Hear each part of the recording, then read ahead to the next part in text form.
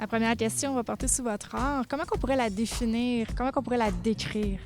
C'est la fameuse question hein, de nous mettre une étiquette sur notre style. On est beaucoup d'artistes à avoir un peu de misère à définir notre style. Tu sais, dans le fond, on laisse parler notre cœur, c'est notre vie qu'on met sur le tableau, puis là, après ça, il faut mettre une étiquette. Je dirais que mon travail, c'est mon imaginaire, premièrement. C'est mes rêves, c'est l'enfant en moi. J'ai toujours dit que j'ai toujours dit, là maintenant à 50 ans, je dirais que je suis un enfant de 50 ans. Fait que ça pourrait être naïf, surréaliste, ça pourrait tourner alentour de ça, mais c'est mon petit monde imaginaire. Je dirais que c'est plus ça, le style que je peins. Ça fait combien de temps vous peignez? Ça aussi, c'est la fameuse question qu'on nous demande souvent, mais dans le fond, je dirais que même si on est deux artistes, que ça fait 10 ans, par exemple, mais chaque artiste a sa façon de voir les choses, a son expérience de la vie. Fait que même si les deux artistes peignent professionnellement depuis 10 ans, ils ont deux expériences complètement différentes. Alors moi, je dirais que ça fait 45 ans que je développe mon art. Je me souviens qu'à l'âge de 5 ans, j'ai fait un premier dessin à l'école, à la maternelle, puis mon dessin a gagné un prix. Puis, il a été imprimé sur un document officiel de l'école. Fait que vous pouvez imaginer, à l'âge de 5 ans, qu'est-ce que ça fait dans la tête d'un enfant. Fait que je pense que la cloche a sonné à ce moment-là. Puis, à travers ma vie, j'ai été chorégraphe, j'ai été infographe, j'ai été dans le milieu de la mode. Fait que toujours dans la créativité. Fait qu'à un moment donné, ça allait de soi de peindre sur un tableau puis de le faire vraiment de façon professionnelle.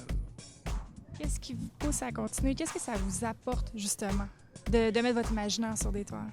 Mon but premier, premièrement, j'ai tellement d'idées dans ma tête, de projets, de tableaux, que j'ai peur de ne pas avoir assez de ma vie pour tous les faire. Fait que ce qui me pousse, c'est de toucher les gens. Quand je suis devant mon canevas blanc, j'ai dans l'idée de vouloir toucher le plus de gens possible avec un tableau, mais simple. Dans le fond, c'est une émotion qui peut toucher des milliers de personnes, mais de façon différente. Fait que j'aime bien que les gens s'approprient de mes tableaux et qu'ils en font leur propre histoire. Vous êtes président du Symposium Gatineau en art. Qu'est-ce que ça apporte aux artistes, un symposium comme cette fin de semaine, selon vous? D'avoir un président d'honneur, qu'est-ce que ça peut apporter aux artistes? En tant que président d'honneur, vous, qu'est-ce que vous voyez que ça apporte aux artistes d'avoir un symposium comme ça et en tant qu'artiste également? Bien, premièrement, naturellement, j'aime diffuser l'art des autres. Je suis organisateur de symposiums aussi. J'en organise 5 dans la région de Montebello, La Chute. J'ai comme une passion de vouloir promouvoir les artistes qui, tout comme moi, essaient de gagner leur vie avec ça ou qui veulent s'exprimer à travers l'art. Alors, de devenir président d'honneur, c'est comme une prolongation de ce que je suis déjà, d'entourer les artistes puis de les aider à promouvoir leur art en leur donnant des trucs, en les protégeant.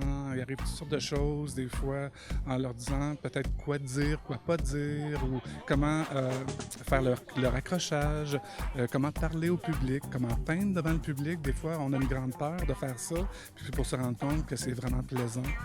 Puis beaucoup plus facile qu'on pense. Fait que le rôle de président d'honneur, c'est un peu ça, c'est de continuer ce que je fais déjà, d'encadrer les artistes. Puis là, j'ai la chance de le faire ici, à Gatineau.